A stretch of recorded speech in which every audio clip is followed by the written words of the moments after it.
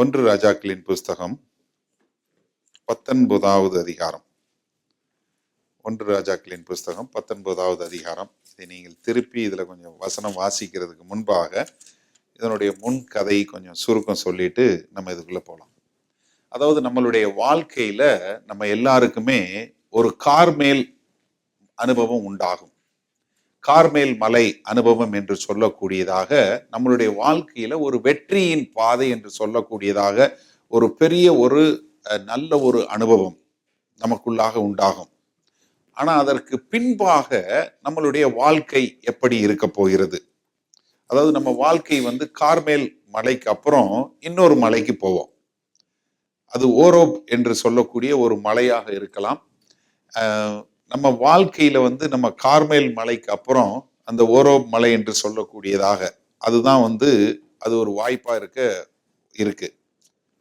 அப்ப என்னன்னா அந்த கார்மேல் மலை அனுபவத்துல வரும்போது நமக்கு ஒரு பெரிய ஒரு சந்தோஷமான காரியம் உண்டாகுது. ஆனா அதற்கு பின்பாக நம்ம வாழ்க்கை எப்படி மாறுகிறது பார்த்தீங்கன்னா கொஞ்சம் கஷ்டமா தான் இருக்கு. நிறைய நேரங்கள்ல பார்த்தீங்கன்னா நம்மளுடைய வாழ்க்கை மிகவும் கஷ்டப்படக்கூடிய காரியமாக இருக்கு. இங்கே எலியாவினுடைய வாழ்க்கையை குறித்து நம்ம பார்க்க போறோம். அவருடைய வாழ்க்கையில நடந்த ஒரு சம்பவத்தை. அதாவது எலியா ஆண்டவர் எந்த ஒரு சீன்ல இல்லாம திடீர்னு 18வது அதிகாரத்துல பார்த்தீங்கன்னா ஆண்டவர் சொல்றார், நீ போய் ஆகாப் அரசன்ட்ட போய் சொல்லு, அடுத்த 3 வருஷத்துக்கு ஒரே ஒரு சீதோஷண நிலவு தான், மழையும் கிடையாது, எதுவும் கிடையாது, உனக்கு பஞ்சத்துல போக போற அப்படின்னு சொல்லிடுறாரு. அடுத்த 3 வருஷத்துக்கு மழையும் கிடையாது, ஒன்றும் கிடையாது. அதற்கு பின்பாக மறுபடியுமாக கார்மேல் மலையில கூட்டி வச்சு பாகாலினுடைய தீர்க்கதரிசிகள் என்று சொல்லக்கூடியதா ஒரு 450 பேரை வச்சு அவர்கள் எல்லாம் பலி செலுத்தக்கூடிய ஒரு காரியம் அங்கு ஒன்றும் நடைபெறுவதில்லை.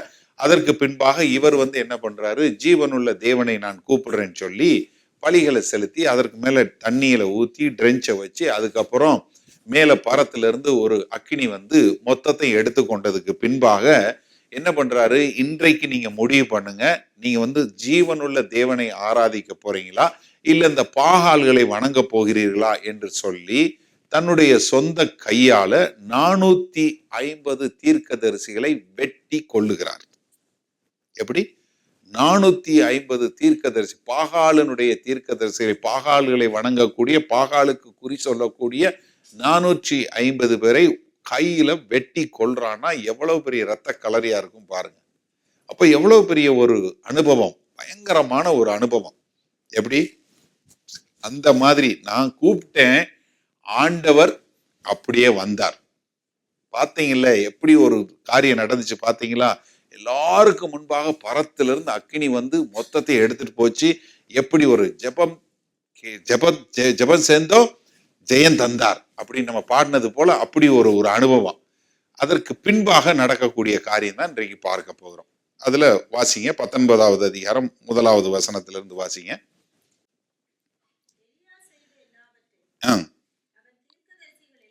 அவன் தீர்க்கதரிசிகள் எல்லாரையும் ஓகே ஆகாப் ஏசபேலுக்கு அறிவித்தான். ஏசபேல் யாரு? ஆகாபினுடைய மனைவி ஏசபேலுக்கு அறிவித்தான். ஓகே. அப்பொழுது ஏசபேல் எலியாவிடத்தில் ஆள் அனுப்பி அவர்களில் ஒவ்வொருவனுடைய பிராணனுக்கு செய்யப்பட்டது போல நான் நாளை இந்நேரத்தில் நான் உன் பிராணனுக்கு செய்யாதே போனால் தேவர்கள் அதற்கு சரியாகவும் அதற்கு அதிகமாகவும் எனக்கு செய்ய கடவர்கள் என்று சொல்ல சொன்னான். அவனுக்கு அது தெரிந்த போது எழுந்து தன் பிராணனை காக்க யூதாவை சேர்ந்த பெர்செபாவுக்கு புறப்பட்டு போய் தன் வேலைக்காரனை அங்கே நிறுத்திவிட்டான். அதாவது 450 பேரை கொன்று போட்டான்னு சொல்லி ஆகாபு தன்னுடைய மனைவியாக எசபேல்கிட்ட போய் சொன்ன மாத்திரத்துல எசபேல் என்ன சொல்றா, நான் அவங்களுக்கு செஞ்சது போல உனக்கு நான் செய்யலைன்னா என்ன பாரு அப்படின்னு சொல்லி ஒரு செய்தி அனுப்புறா. அது யாருக்கு கேக்குது? எலியாவுக்கு கேட்ட மாத்திரத்துல எலியா என்ன பண்றாரு, பயந்து போய் தன்னுடைய உயிரை காப்பாற்றணும்னு சொல்லி ஓடுறார். நல்லா கவனிங்க. எசபேல் வந்து அவளுக்கு வந்து எலியாவை கொல்லணும்னா ஆள் அனுப்பிச்சு சொல்ல வேண்டிய அவசியம் கிடையாது. ஹலோ, ஒரு ராஜாவினுடைய மனைவிக்கு ஒருத்தனை கொல்லணும்னா ஆள் அனுப்பிச்சு நான் உன்னைய கொல்ல போறேன்னா இல்லையா பாருன்னு சொல்ல வேண்டிய அவசியமே கிடையாது. ஆனா இவனுக்கு ஒரு செய்தி சொன்ன மாத்திரத்துல இவனுக்கு என்ன வந்துருது, இவன் உயிருக்கு மேல பயம் வந்து உடனே ஊரை விட்டு ஓடுறான். யாரு? முந்தின நாள் 450 தீர்க்கதரிசிய தன்னுடைய கையால கொன்ன அந்த மகா பெரிய மேதாவி இன்றைக்கு என்ன பண்றாரு, தப்பிச்சு தன் உயிரை காப்பாத்தி கொள்ளணும்னு சொல்லி ஓடுறார். என்ன, எசபேலுங்கிற ஒருத்தி வந்து சொல்லி விட்டான், என்ன உன்னைய நாளைக்கு நான் கொல்ல போறேன்னா இல்லையா பாருன்னு சொன்ன மாத்திரத்துல இவர் தலைவர் பிடிச்சு ஓட்டமா ஓடுறாரு. எவ்வளவு தூரம்? கிட்டத்தட்ட 80 மைல் தூரம். 80 மைல் தூரம் தன்னை காப்பாத்தி கொள்வதற்காக ஓடுகிறான். ஓடிட்டு அங்க போய் என்ன பண்றாரு, தன் கூட இருக்கிறவனையும் விட்டுட்டு ஓடி போயிடுறாரு. தனக்கு கூட அசிஸ்டண்டா இருக்கக்கூடிய மக்களையும் விட்டுட்டு இப்போ தனியா போயிடுறாரு. தனியா போயிட்டு அவர் பண்ணக்கூடிய ஜெபம் பாருங்க. அடுத்து 4வது வசனம் வாசிங்க. அவன் வனாந்திரத்தில் ஒரு நாள் பிரயாணம் போய் ஒரு சூரை செடியின் கீழ் உட்கார்ந்து தான் சாக வேண்டும் என்று கோரி. என்ன வேணும்னு கேட்டான். இப்ப எதுக்காக பயந்து ஓடனா? ஹலோ, கொல்ல போறாங்கன்னு சொல்லித்தானே ஓடுனா. இப்ப சாகிறதா அங்கே இருந்திருக்கலாமே. இப்ப அவன் சாக போறதா இருந்தா அங்கே இருந்தா எசபேல் தான் கொண்டிருப்பான்ல. இப்ப என்ன பிரச்சனை? இவனுக்கு சாகணும்னு தானே ஆசை. வேற எதுக்கு அங்க அவ்வளவு தூரம் ஓடி போயிட்டு ஆண்டவரே நீங்க என்னைய கொள்ளுங்க, அவதான் கொல்றேன்னால அங்கே இருந்தா கொண்டிருப்பான்ல. அதாவது நீங்க எப்பயுமே புரிஞ்சுக்கொள்ளுங்க, அதாவது நமக்கு வந்து ஒரு பெரிய அனுபவம் வந்ததுக்கு அப்புறம் நம்ம ஆண்டவர் கூட நடக்கும் போது இந்த மாதிரி யாராவது ஒரு செய்தி இல்ல யாராவது ஒருத்தவங்க சொன்னாங்க. எசபேல் இவன் பார்க்கல, எசபேல்ட்ட இருந்து இவனுக்கு செய்தி வரல, ஆனா யாரோ சொன்னாங்கன்னு சொன்ன மாத்திரத்துல இப்ப அவன் என்னன்னா, அவன் உயிரை தான் எடுக்கிறேன்னா இவன் வந்து ஆண்டவர்கிட்ட சொல்றான், ஆண்டவரே என் உயிரை எடுத்துருங்க. எப்படி? ஆண்டவரே என் உயிரை எடுத்துருங்க. வாசிக்க. போதும் கர்த்தாவே, போதும் கர்த்தாவே. Enough, it is enough. போதும், ஒன்னும் வேண்டாம், போதும். நம்ம வாழ்க்கையில நிறைய நேரங்கள்ல இந்த மாதிரி ஒரு வரும் அனுபவம் வரும். என்ன வாழ்க்கை, என்ன வாழ்க்கை, எல்லாம் இப்படித்தான். அவங்க சரியில்லை, இவங்க சரியில்லை, அது சரியில்லை, இது சரியில்லை, இது என்ன வாழ்க்கை, போதும். எல்லாருக்கு மேல ஒரு வெறுப்பு, எல்லாமே நடிக்கிறாங்க, எல்லாருமே இதை பண்றாங்க, எல்லாமே அதை செய்யறாங்க, இப்படி ஒரு வெறுப்பு கண்டிப்பாக வரும். நீங்க வரலன்னு சொன்னீங்கன்னா பொய் சொல்றீங்கன்னு அர்த்தம். நீங்க உண்மையிலே வந்து வாழ்ந்து நீங்க உண்மையிலே காரியங்கள் இருந்தீங்கன்னா இப்படி ஒரு வெறுப்பு வரதான் செய்யும். வராம இருக்கவே இருக்காது. எல்லா பாஸ்டர்டையும் போய் கேளுங்க, எல்லாருமே ஒரு நேரத்துல வந்து இந்த பாஸ்டர் வேலையே வேண்டாம், போதும் மூட்டை கட்டி வச்சிருவோன்னு சொல்லி பாஸ்டரா ஆரம்பிச்சு வெஸ்ட்ல இந்த நம்ம வாழக்கூடிய மேலை நாடுகள்ல ஏறக்குறைய 70% மக்கள் 7 வருஷத்துக்குள்ள பாஸ்டர் வேலையை விட்டுட்டு போகக்கூடிய ஒரு ஸ்டாட்டிஸ்டிக்ஸ் இருக்கு. புள்ளி விவரம் வந்து என்னன்னா, 7 வருஷத்துக்குள்ள 70% மக்கள் தாங்கள் பாஸ்டராவே இருக்கிறது இல்லை இன்றைக்கும். காரணம் என்ன? இந்த அனுபவம் தான். இங்க வந்த உடனே போதும். ஏன்னா நான் பாக்குறேன், இந்த மக்களுக்காக ஆண்டவர் சொன்னாருன்னு சொல்லி இங்க வர்றேன், இந்த மக்களே வந்து என்னை மதிக்கல, பிற எதுக்கு நான் இருக்கணும்? இல்ல நான் இந்த காரியத்துக்காக வந்து இவங்க பூரா அப்படி செய்யறாங்க, இது திருந்தவே திருந்தாது, இந்த ஜனங்கள் பூரா இப்படித்தான், எப்படி அப்படின்னு சொல்லி தாங்கள் வெறுப்படைந்து போதும் ஆண்டவரே, ஆண்டவர்கிட்ட சொல்றான், எனக்கு போதும். வாசிங்க மீதியா.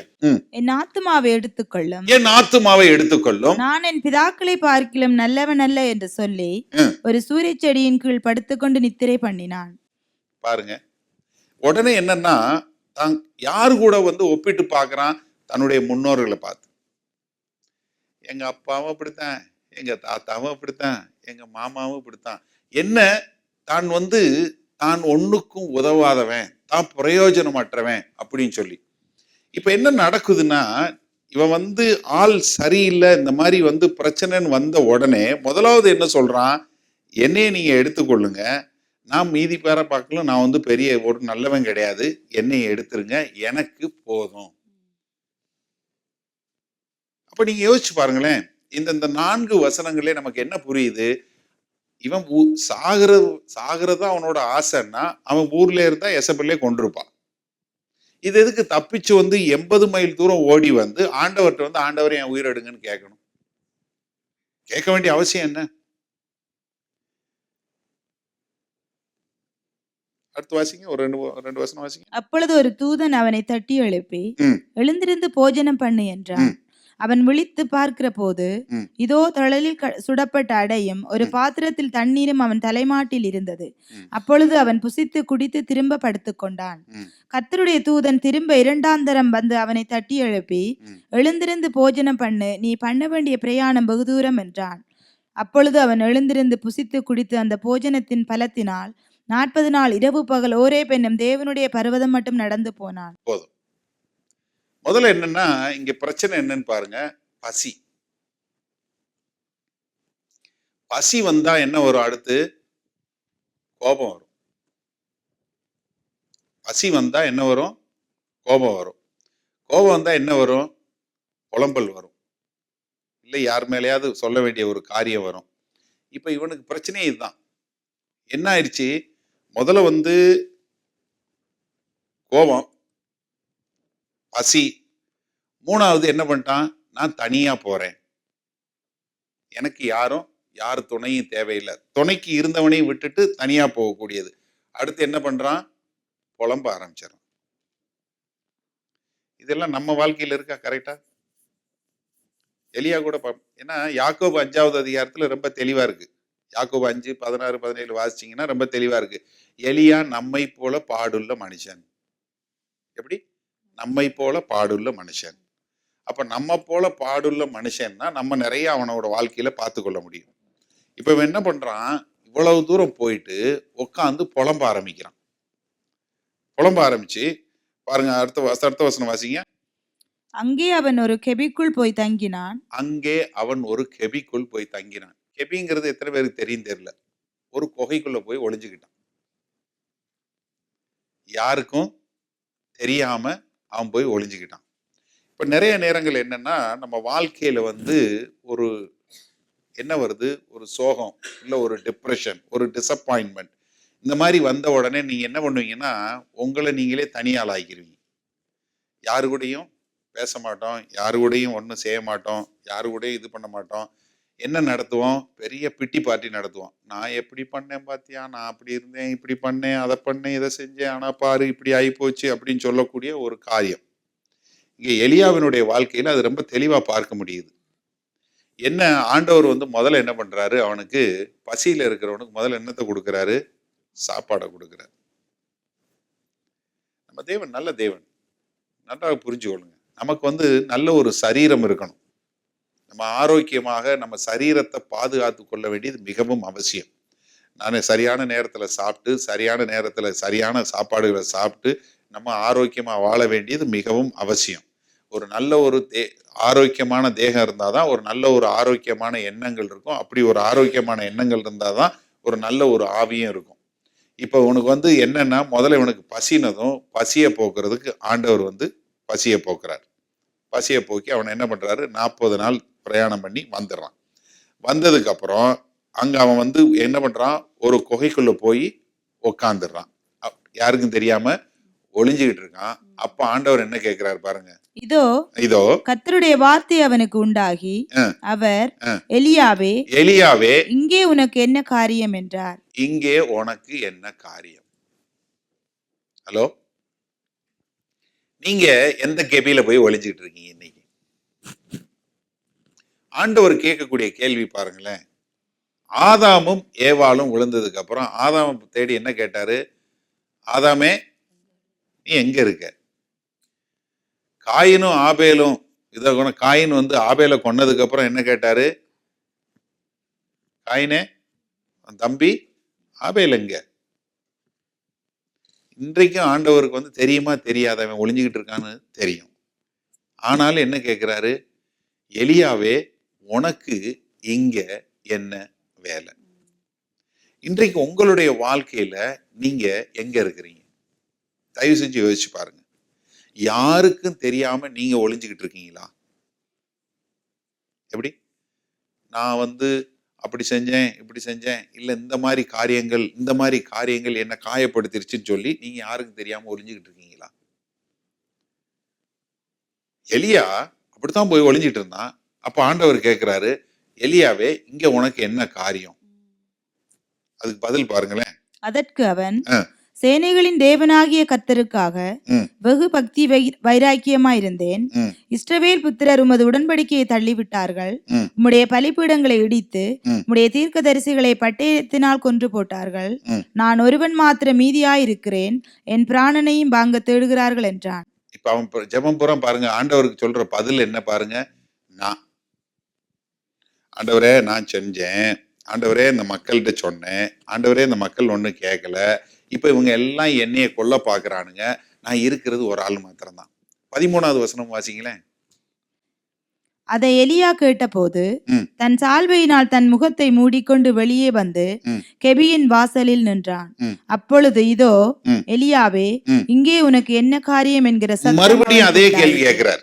ஆண்டவர் 2 தடவை கேள்வி கேட்கிறாரு. 14வது வசனம் வாசிக்கலாம், பதில் வாசிக்கலாம் அதற்கு மறுபடியும். அவன், அதற்கு அவன், சேனைகளின் தேவனாகிய கர்த்தருக்காக வெகு பக்தி வைராக்கியமாயிருந்தேன். இஸ்ரவேல் புத்திரர் உமது உடன்படிக்கையை தள்ளிவிட்டார்கள். இந்த மக்கள் எல்லாம் ஒண்ணும் இல்ல ஆண்டவரே, இவனுங்க எல்லாம் உங்க உடன்படிக்கையை தள்ளிட்டானுங்க, உம்முடைய பலிபீடங்களை இடித்து உங்க பலிபீடங்களை இழித்து உம்முடைய தீர்க்கதரிசிகளை பட்டயத்தினால் கொன்று போட்டார்கள். கொன்று போட்டாங்க. நான் ஒருவன் மாத்திரம் மீதி, நான் ஒருத்தன் மாத்திரம் தான் மீதி இருக்கிறேன், என் பிராணனையும் வாங்க தேடுகிறார்கள் என்றான். என்னையும் தேடும். 2 முறையும் ஆண்டவர் அதே கேள்விதான் கேட்கிறார். 2 முறையும் பதில மாத்துறானா? உனக்கு இங்க என்ன வேலை ஆண்டவரே? நம்ம மாத்தி பேசுவோம். எப்படி சொல்லுவோம்? ஆண்டவரே என்னுடைய கண்ணீரை நீங்கள் துருத்தியில் பிடித்து வைத்திருக்கிறீர்கள், நான் சொல்வதை எல்லாம் கேட்டு நீங்கள் அறிந்திருக்கிறீர்கள், நான் சொல்கிற காரியங்களை எல்லாம் நீங்க கேட்டிருக்கீங்க, நான் சொல்ற இந்த அது இதுன்னு சொல்லி நம்ம புலம்பக்கூடிய காரியங்கள் நிறைய இருக்கும். ஏன்னா நம்ம எப்பவுமே என்ன செய்வோம், இந்த மாதிரி காரியம்னா நம்ம என்ன ரொம்ப சந்தோஷமா அழுது புலம்பி நம்ம சொல்லக்கூடியது. அதே மாதிரி ஒரு சில நேரத்துல நமக்கு ஏதாவது சரியில்லைன்னு வச்சவங்களேன், எல்லாருக்கும் போனை போட்டு சொல்றது, உங்களுக்கு தெரியுமா என்ன ஆச்சு தெரியுமா, இப்படி ஆகி போச்சுக்கா, அப்படியா ஜெபம் பண்ணிக்கோங்க. இல்லைன்னா அடுத்தவங்களை பத்தி சொல்லும்போது எதையாவது சொல்லிட்டு கடைசியில அவங்களுக்காக நம்ம கண்டிப்பா ஜெபம் பண்ணணும் அப்படின்னு சொல்லக்கூடிய ஒரு காரியம் பாருங்களேன். சங்கீதக்காரனத்தை குறித்து அருமையா, சங்கீதத்துல ஒரு சங்கீதம் இருக்கு பாருங்களேன். சங்கீதம் 55வது சங்கீதம் பாத்தீங்கன்னா, இது எப்படி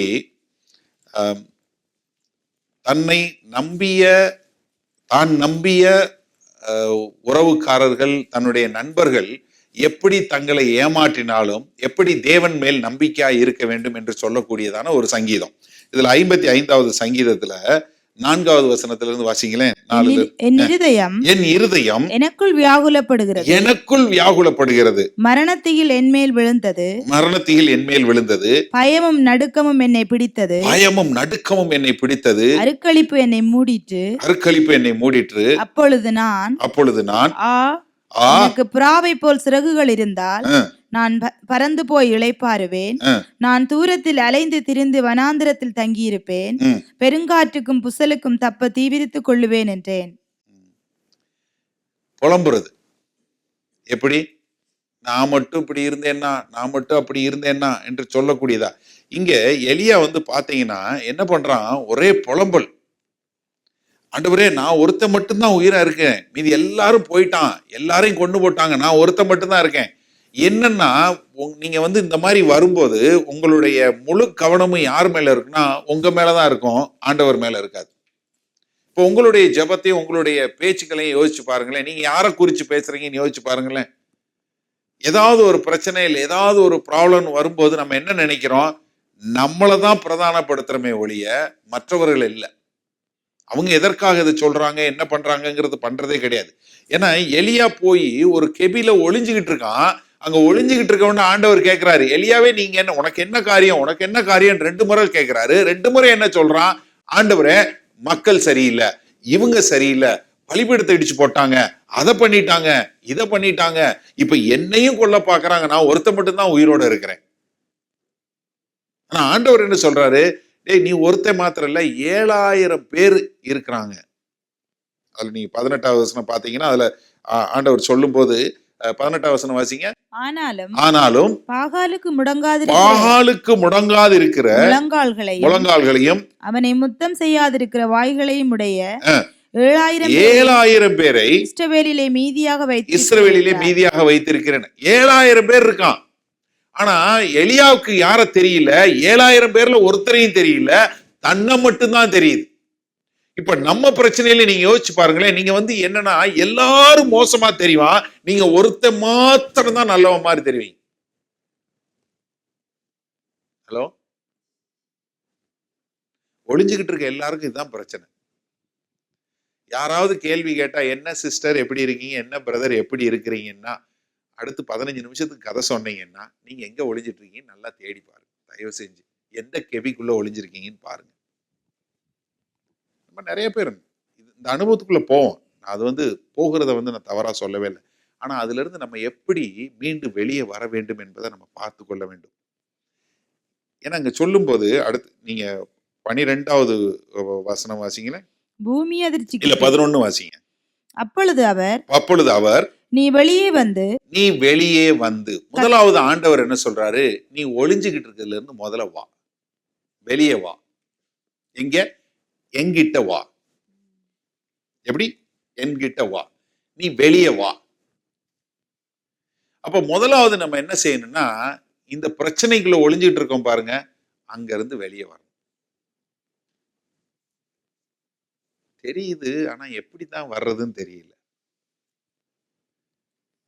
வெளியே வந்து கர்த்தருக்கு முன்பாக பர்வதத்தில் நில் என்றார். கர்த்தருக்கு முன்பாக பர்வதத்தில் நில். முதலாவது என்னன்னா, நம்ம மக்களுக்கு முன்னாடி நிற்பதை காட்டிலும் வெளியே வந்து ஆண்டவருக்கு முன்பாக நிற்க கற்றுக்கொள்ள வேண்டும். ஒளிஞ்சுக்கிட்டு இருந்தோம்னா நம்மளால ஆண்டவருக்கு முன்னாடி வரவே முடியாது. நம்மளுடைய கண்கள் ஆண்டவரை பார்க்கக்கூடியதாகவும் ஆண்டவருடைய காரியங்களை பார்க்கக்கூடியதாக இருக்கும்போதுதான் நம்ம என்ன பார்ப்போம், ஆண்டவருக்காய் வாழக்கூடிய மக்களா இருப்போம். இல்லைன்னா நம்ம இன்னும் புலம்பக்கூடிய மக்களா இருக்கும். வாசிங்க அடுத்து. அப்பொழுது இதோ கர்த்தர் கடந்து போனார். கர்த்தருக்கு முன்பாக பர்வதங்களை பிளக்கிறதும் கன்மலைகளை உடைக்கிறதுமான பலத்த பெருங்காற்று உண்டாயிற்று. ஆனாலும் அந்த காற்றிலே கர்த்தர் இருக்கவில்லை. காற்றிற்கு பின் பூமி அதிர்ச்சி உண்டாயிற்று. பூமி அதிர்ச்சியிலும் கர்த்தர் இருக்கவில்லை.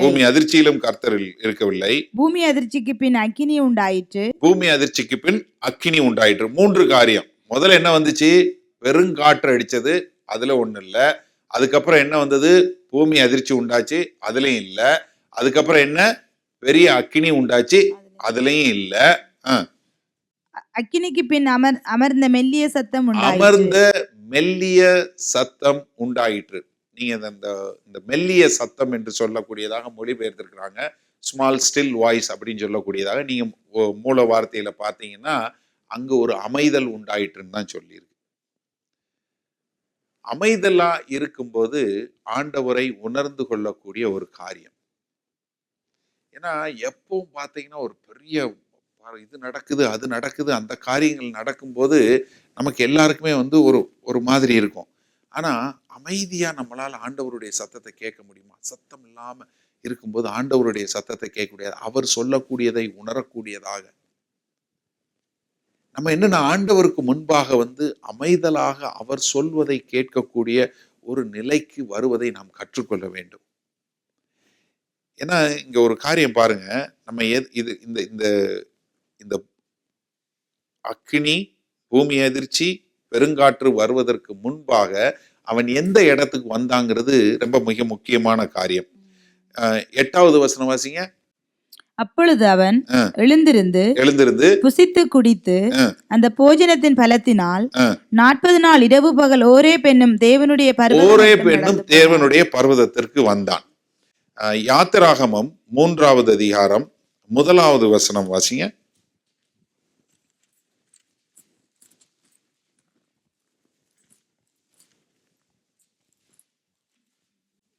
மோசே மீதியான் தேசத்து ஆசாரியனாயிருந்த தன் மாமனாகிய எத்ரோவின் ஆடுகளை மேய்த்து வந்தான். ம், அவன் ஆடுகளை வனாந்திரத்தின் பின்புறத்திலே ஓட்டி ம். தேவ பர்வதமாகிய ஓரேப் மட்டும் வந்தான்.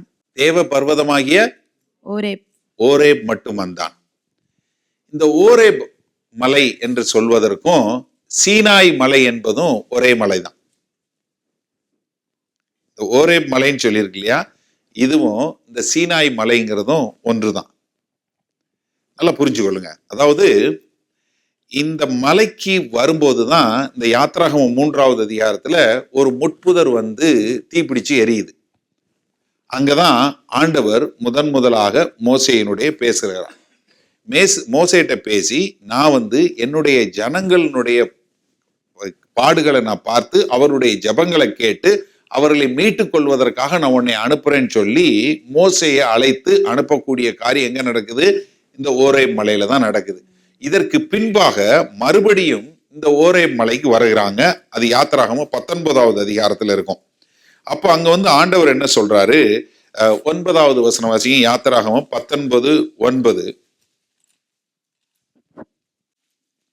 அப்பொழுது கர்த்தர் மோசேயை நோக்கி, நான் உன்னோடே பேசும்போது ஜனங்கள் கேட்டு உன்னை என்றைக்கும் விசுவாசிக்கும்படி நான் கார்மேகத்தில் உன்னிடத்திற்கு வருவேன் என்றார்.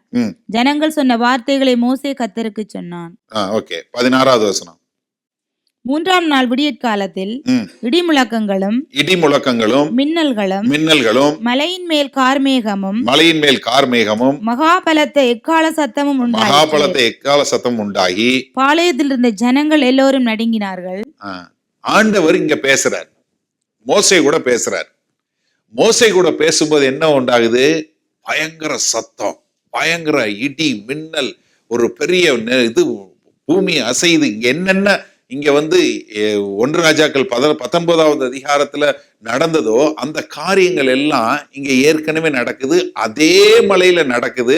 அந்த மலையில வந்து ஆண்டவர் பேசுகிறார். அங்கதான் வந்து 10 கற்பனைகளை கொடுக்கிறார். அதைத்தான் மோசே பற்றி கொண்டு வருகிறார். அதற்கு பின்பாக இந்த ஜனங்கள் வந்து எவ்வளவு காலம் போறாங்க? 40 வருஷம் வனாந்தர பாதைகள்ல போய் கடைசியில அவங்க வாக்குத்தத்தம் பண்ணப்பட்ட பூமிக்கு விசுவாசிச்ச 2 பேர் தான் போறாங்க. மீதி பேர் யாரும் போகல. ஆனா இப்ப நீங்க 1 ராஜாக்கள் 19வது அதிகாரத்துல 8வது வசனத்தை மறுபடியும் வாசிக்கும் போது கொஞ்சம் கவனிங்க. அப்பொழுது அவன் எழுந்திருந்து புசித்து குடித்து அந்த போஜனத்தின் பலத்தினால் 40 நாள் இரவு பகல். எவ்வளவு நாள்? 40 நாள். இஸ்ரவேல் தேச மக்கள் எத்தனை வருஷம் வெளியே வனாந்தரத்துல போனாங்க? 40 வருஷம். 40 நாள் மட்டும் போய் இங்க ஓரேப் மலைக்கு வந்துட்டான். அங்க ஆண்டவர் வந்து இடி முழக்கத்தோட பேசினாரு, இங்க அமைதலா இருந்தார். இப்ப நம்ம எப்படி கற்றுக்கொள்ள வேண்டும் என்றால், ஆண்டவருடைய காரியங்களை வந்து நம்ம வந்து கற்றுக்கொள்ளும் போது ஒரு சில நேரங்கள்ல ரொம்ப ஆரவாரமா ஆர்ப்பரிப்பா நடக்கக்கூடிய காரியம் உண்டு. ஆனா அமைதலா அவர் முன்னாடி அமர்ந்திருந்து அவருடைய சத்தத்தை கேட்டு வாழ வேண்டிய ஒரு அவசியமும் நமக்கு உண்டு. ஏன்னா கார்மேல் மலையில வந்து பயங்கரமான ஒரு இது, மேல இருந்து அக்கினி வருது, இருக்கக்கூடிய எல்லா பலிகளையும் எடுத்துக்கொண்டு போய் கூடக்கூடிய ஒரு பெரிய அற்புதமா அந்த சத்தத்துல ஆண்டவர் வந்து போறத பாக்குறோம். ஆனா இங்க ஒளிஞ்சுகிட்டு இருக்கவனை பார்த்து, நீ முதல்ல வெளியே வா, வந்து எனக்கு முன்பாக நில்லு. அப்ப அவன் முன்னாடி நிற்கும் போது இங்க பெரிய இடி முழக்கம் விழுகுது. ஆனா அதுல இல்ல ஆண்டவர். பெருங்காற்று வருது, அதுல இல்ல. பூமி அசைது, அதுல இல்ல.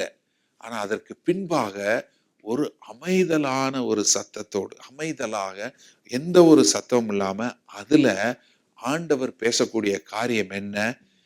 பாகாலுக்கு முழங்கால் படியிடாத 7000 பேரை நான் வச்சிருக்கிறேன். இப்ப நம்ம இந்த சம்பவத்துல இருந்து புதிய உடன்படிக்கையில் இருக்கக்கூடிய நம்ம என்ன கற்றுக்கொள்ள முடியும்? இப்ப ஆண்டவர் வந்து நம்மளை எப்படி வழி நடத்துகிறார்? ஏன்னா நிறைய நேரங்கள்ல நம்ம பார்த்தீங்கன்னா நிறைய சம்பவங்கள் பார்ப்பீங்க. ஏன்னா ஒரு சிலர் வந்து சாட்சி சொல்லுவாங்க. நான் ஒரு சாட்சி எனக்கு இதுல வந்திருந்தது, நான் வாசிச்சேன். எனக்கு ஒரு மாதிரி கலக்கமா இருந்தது. ஒரு பஸ்ல ஒரு சர்ச்சில் இருந்து எல்லாரும் சில்ட்ரனை கூப்பிட்டுட்டு ஒரு எங்கேயோ இதுக்கு போயிருக்காங்க.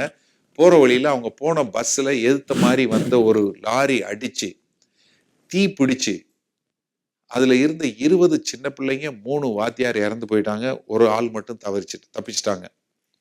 அவங்க கொடுக்கிற சாட்சி, ஆண்டவர் என்னை காப்பாற்றினார். ஆண்டவருக்கு ஸ்தோத்திரம். அப்ப நமக்கு தோணாதா, அந்த 20 பேர் என்ன ஆனாங்க? அந்த 3 வாத்தியார் 20 பிள்ளைங்க, அவங்களுக்கு மட்டும் ஆண்டவர் பக்கம் இல்லையா? அவங்களுக்கு துணை இல்லையா? இன்றைக்கு நிறைய நம்ம கேட்கிறோம், ஒரு பெரிய டொர்னேடோ வந்துச்சு, இல்ல ஒரு பெரிய புயல் வந்துச்சு, புயல்ல எல்லாமே அழிஞ்சு போச்சு, ஆனா கர்த்தர் என்னை மட்டும் காப்பாத்தினார். அப்ப எல்லாருக்கும் கர்த்தர் இல்லையா? ஒரு சுனாமி வந்துச்சு, எவ்வளவோ மக்கள், ஆயிரக்கணக்கான மக்கள் போனாங்க. ஒரு சபை மட்டும், இந்தோனேஷியால இருந்த ஒரு சபை மக்கள் மட்டும் ஒரு மலையின் மேல ஏறி நின்று ஜெபம் பண்ண போனாங்க. அதனால அவங்க சபை மட்டும் தப்பிச்சது. ஆனா மீதி பேர் எல்லாம் அந்த ஊர் கீழே மலையில இருந்து ஜெபம் பண்ணிட்டு கீழே வரும்போது, கீழே இருந்து அவங்களுடைய உறவுக்காரங்க எல்லாரும் சுனாமில அழிச்சு கொண்டு போய் செத்து போயிட்டாங்க. அப்ப அவங்களுக்கு ஆண்டவர் இல்லையா? அப்ப என்ன, ஆண்டவர் எப்படி வழி நடத்துகிறார்? அப்ப நான் எப்படி வழி நடத்தி போக முடியும்? இல்ல ஆண்டவர் எனக்கு என்ன சொல்லுகிறார்? என்னுடைய வாழ்க்கையில நான் எப்படி போக முடியும்? எனக்கு என்ன நடக்குது? நான் எப்படி ஆண்டவருடைய சத்தத்தை கேட்டு போக முடியும்? நான் அந்த கார்மேல் மலையினுடைய அனுபவத்துல தான் இருக்க முடியுமா?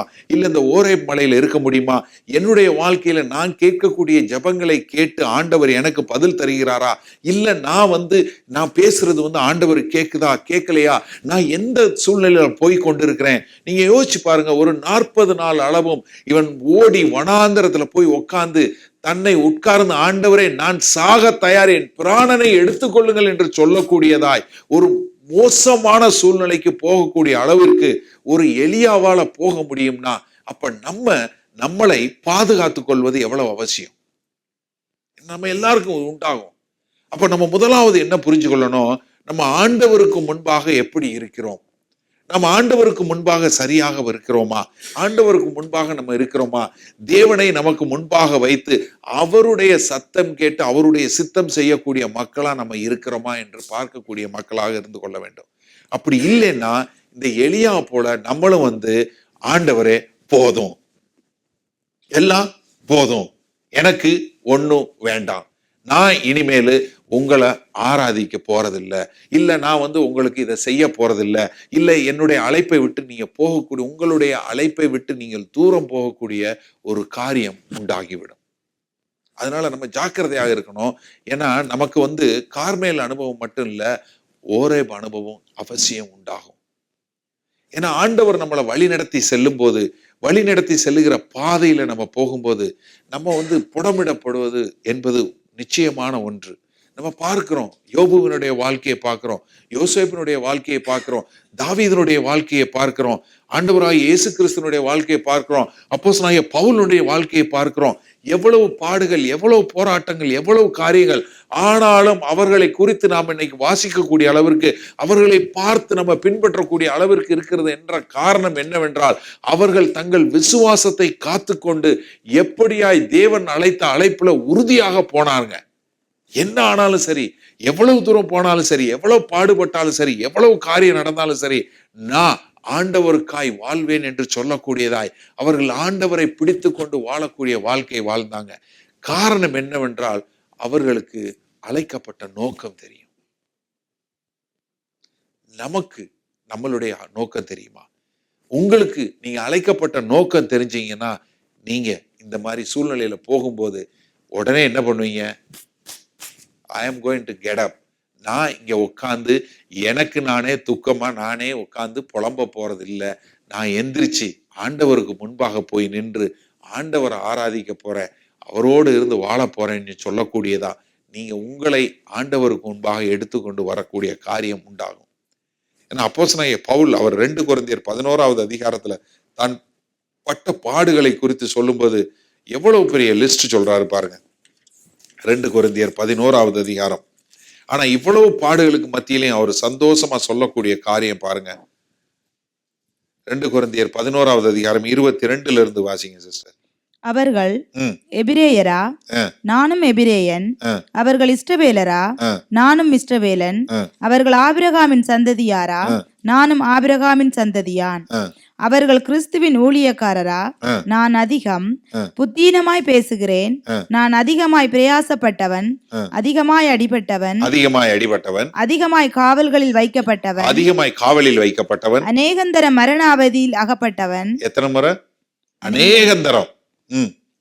யூதர்களால் ஒன்றுக்குறைய 40 அடியாக 5 தரம் அடிபட்டேன். நம்ம 195 தடவை அடி வாங்கினார் சாட்டையில. 3 தரம் மிலாறுகளால் அடிபட்டேன். 1 தரம் கல்லறி உண்டேன். 3 தரம் கப்பற் சேதத்தில் இருந்தேன். கடலிலே ஒரு ராப்பகல் முழுவதும் போக்கினேன். அநேகந்தரம் பிரயாணம் பண்ணினேன். ஆறுகளால் வந்த மோசங்களிலும், கள்ளரால் வந்த மோசங்களிலும், என் சுயஜனங்களால் வந்த மோசங்களிலும், அந்நிய ஜனங்களால் வந்த மோசங்களிலும், பட்டணங்களில் உண்டான மோசங்களிலும், வனாந்திரத்தில் உண்டான மோசங்களிலும், சமுத்திரத்தில் உண்டான மோசங்களிலும், கள்ள சகோதரரிடத்தில் உண்டான மோசங்களிலும், பிரயாசத்திலும், வருத்தத்திலும், அநேக முறை கண்விழிப்புகளிலும், பசியிலும், தாகத்திலும், அநேக முறை உபவாசங்களிலும், குளிரிலும், நிர்வாணத்திலும் இருந்தேன். இவை முதலானவைகளே அல்லாமல் எல்லா சபைகளை குறித்தும் உண்டாயிருக்கிற கவலை என்னை நாள்தோறும் நெருக்குகிறது. எதுக்கு நெருக்குச்சான் அவருக்கு? மீதி எந்த இதெல்லாம் அவரை நெருக்கல. ஐயா சாப்பாடு இல்லை, ஐயா நான் நிர்வாணமா இருக்கேன், ஐயா நான் மரண அவஸ்தைப்பட்டேன், நான் இத்தனை தடவை அடி வாங்கினேன், விழாறில் அடி வாங்கினேன், கப்பல் சேதத்துல போனேன், நிர்வாணமா இருந்தேன், பசியில இருந்தேன், பட்டினியில இருந்தேன், போராட்டத்துல இருந்தேன், கல்லர்ல மோசம், பொய் சகோதரர்ல மோசம், சொந்த சகோதரர்ல மோசம், கல்லர்னால மோசம், எல்லாத்துலயும் மோசம், எவ்வளவோ பாடுகள், ஒண்ணு இல்ல, 2 இல்ல, என் வாழ்க்கை பூரா பாடு. ஆனாலும் இதை குறிச்சு என் கவலை இல்லை. ஒரே ஒரு கவலை, என்னுடைய கவலை எல்லாம் சபைகளை குறித்த கவலையா இருந்தது. யோசிச்சு பாருங்க, இன்றைக்கு நம்ம கவலை எதை குறிச்சிருக்கு? உங்க அழைப்பை குறித்து இருக்கா? ஆண்டவர் என்னை அழைச்சு இந்த மாதிரி சபைகளை கட்டுன்னு சொல்லி சொன்னாரு, அதனால நான் அந்த அழைப்புல இருக்கிறேன், நான் அதனால நான் எதை குறிச்சு இல்ல, நான் என்ன அந்த கவலை, சபையை குறித்த கவலையில நான் இருக்கிறேன்னு சொல்லி அப்போஸ்தலனாகிய பவுல் எழுதுறாரு. ஆனா எலியா தீர்க்கதரிசி என்ன அவ்வளோ பெரிய ஆளா இருந்தாலும் கடைசியில எங்க போய் ஒளிஞ்சுக்கிட்டு என்ன சொல்றாரு? ஆண்டவரே நான் ஒருத்தன் மாத்திரம் தான் இருக்கிறேன். இப்ப நீங்க யோசிச்சு பாருங்க, நீங்க உங்களை யாரோட ஒப்பிட்டு பார்க்க முடியும்? ஒரு எலியா தீர்க்கதரிசியை போல நீங்களும் போய் ஒளிஞ்சிட்டு இருக்கீங்களா? உங்க வாழ்க்கையில உங்களுக்கு கொடுக்கப்பட்ட அழைப்பை நீங்க எப்படி உறுதி பண்ணக்கூடிய மக்களா இருக்கிறீங்க? இல்ல உதாசீனப்படுத்திட்டு அவங்க சரியில்லை, இவங்க சரியில்லை, அது சரியில்லை, இது சரியில்லைன்னு சொல்லிட்டு உங்களை நீங்களே மூடிக்கிட்டு உட்கார்ந்துருக்கீங்களா? யோசிச்சு பாருங்க. எலியா அதுதான் சொன்னான், ஆண்டவரே நான் உம்ம மேல வச்சிருக்க ஒரு வைராக்கியம், உம்ம மேல பாராட்டுற நான் வைராக்கியம், பக்தி நான் அவ்வளவு வச்சிருக்கேன் உங்க மேல. ஆனா இந்த இஸ்ரவேல் தேச மக்கள் என்ன, நீங்க கொடுத்த உடன்படிக்கையை மறந்துட்டாங்க. அவங்க என்ன பண்ணிட்டாங்க? பலிபீடத்தை இடிச்சு போட்டாங்க. அவங்க உம்முடைய வல்லமையை பார்த்தாங்க, உம்முடைய வல்லமையின் கீழ் நடந்தாங்க, உம்முடைய அனுபவங்களை, உம்முடைய ஆசீர்வாதத்தையும் உம்முடைய அனுகூலத்தையும் என்ஜாய் பண்ணாங்க. ஆனா அவர்களால உம்மை விசுவாசித்து நடக்க முடியாமல் போயிருச்சு. நான் ஒருத்தன் மாத்திரம் தான் இருக்கிறேன். என்ன நடக்குது?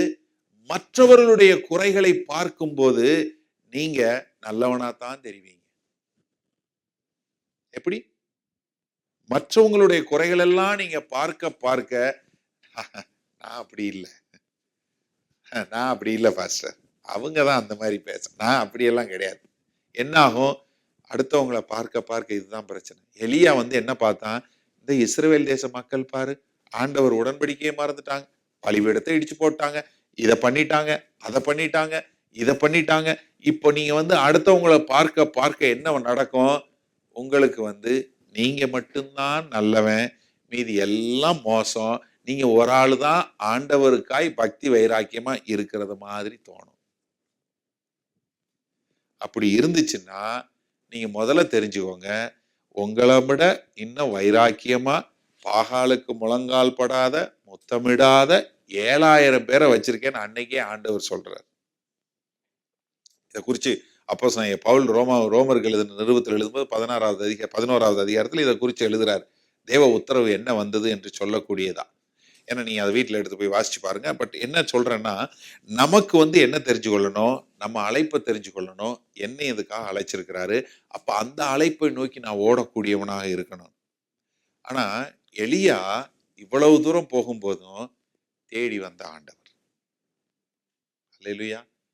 என்ன ஒரு அருமையான ஆண்டவர் பாருங்க. எல்லாத்தையும் விட்டுட்டு ஓடி போய் ஒளிஞ்சுக்கிட்டு இருக்கான் கெபியில. ஆண்டவர் தேடி வந்து, எலியாவே இங்க என்ன செஞ்சுக்கிட்டு இருக்க? எலியாவே இங்க என்ன பண்ணிட்டு இருக்க? அப்படின்னு சொல்லி அவனுக்கு வெளிப்படுத்தி அவனை மறுபடியுமாக வழியில கொண்டு வந்து அவனை கொண்டு காரியங்களை செய்தவர் தான் நம்ம ஆண்டவர். அதே ஆண்டவர் இன்னைக்கு உங்களையும் கேட்கிறார். இப்போ நீங்க எங்க இருக்கீங்க? அப்படி ஒளிஞ்சுக்கிட்டு இருந்தீங்கன்னா தயவு செய்து ஆண்டவர்கிட்ட வாங்க. எப்படி? ஆண்டவர்கிட்ட வந்து உங்களுக்கு என்ன அழைப்பு கொடுக்கப்பட்டிருக்கிறதோ அந்த அழைப்புல நடக்கக்கூடிய மக்களா நீங்க வரும்போது, அப்ப என்ன தெரியாது, இந்த பாடுகள் எல்லாம் பாடுகளா தெரியாது. உங்க கரிசனையும் உங்க கவலையும் ஆண்டவருடைய காரியமா இருக்கும். ஆண்டவரை குறிச்சதா இருக்கும்.